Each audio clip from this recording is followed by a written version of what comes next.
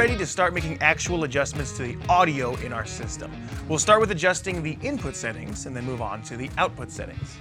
These set of wizard shortcuts will take you to the master inputs and output screens. And now we'll explore these other pages in each input and output channel. We'll show you where to find your PEQ, dynamics, and gate controls so you know how to make adjustments when you want to make them. If you're interested in the finer details of these adjustments, we'll have deeper dive videos for that. Let's start with properly gain staging your signal. The objective of gain staging is simple. You're matching the input sensitivity of the mixer to the output level of the source. Start by playing one of your source devices, or if you're using a microphone, talk into it.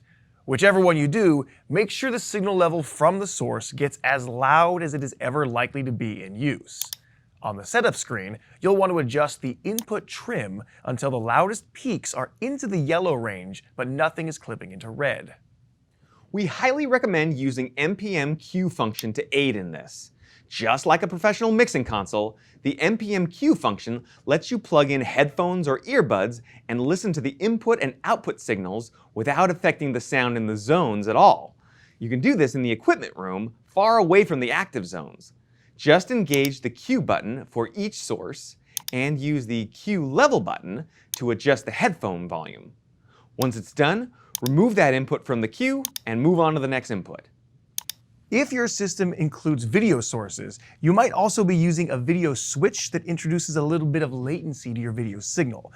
When this happens, the lip movements of the announcers on screen appear to be out of time with the audio that you're hearing. This is sometimes called lip flap. The solution is to delay the audio signal using the video sync delay. Typically, the delay created by a video switch is only a frame or two. So if your video is 24 frames per second, then each frame is 41.6 milliseconds. So you may want to start in the 40 millisecond range when adding video sync delay.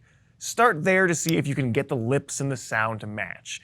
If your video is 30 frames per second, then each frame is 33.3 milliseconds, so you should try around 30 milliseconds to correct this.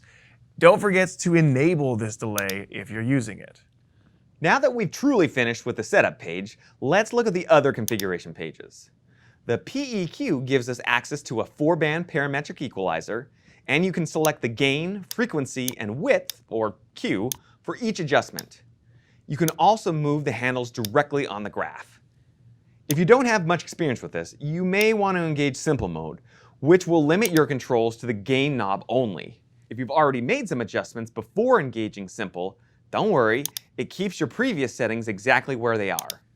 On the dynamics page, you'll see options for engaging either a compressor or an automatic gain control, or AGC, on this channel.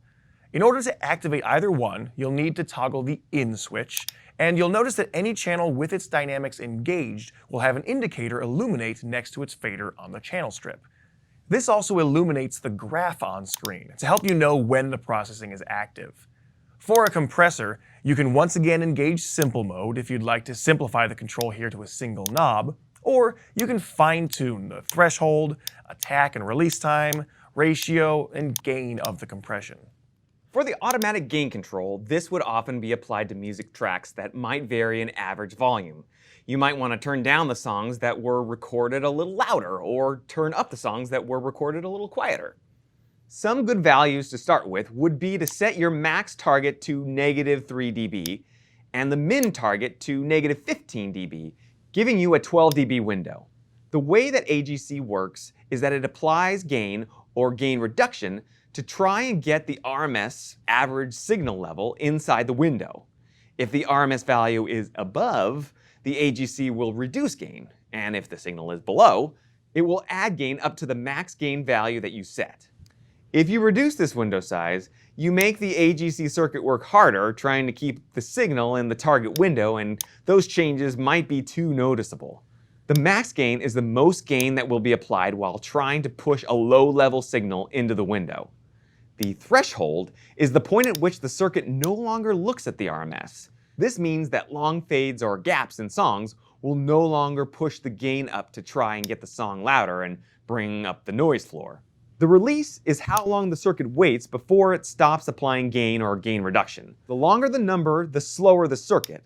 And with an AGC, you generally want it to be slow so you don't hear the gain changing. Finally, the gate. Similar to the dynamics, you'll notice that engaging the gate will illuminate an indicator by the channel strip. You can fine-tune all the settings of how you'd like this channel to be gated open and closed, or you can simply engage simple mode to make one general gating adjustment. You might also notice you can assign channels to be controlled by our auto mixer, which can regulate the levels and share the gain of multiple microphones. This feature works great for panel discussions where multiple talkers have open microphones and you don't necessarily want to be riding their faders. We'll discuss this in greater detail in our video that covers the mixer section, so let's just ignore this for our initial setup. Once you're happy with your input settings, you can check that off your trusty setup wizard and move on to the outputs. Alright, in the next video we'll take a look at output settings. Move on whenever you're ready.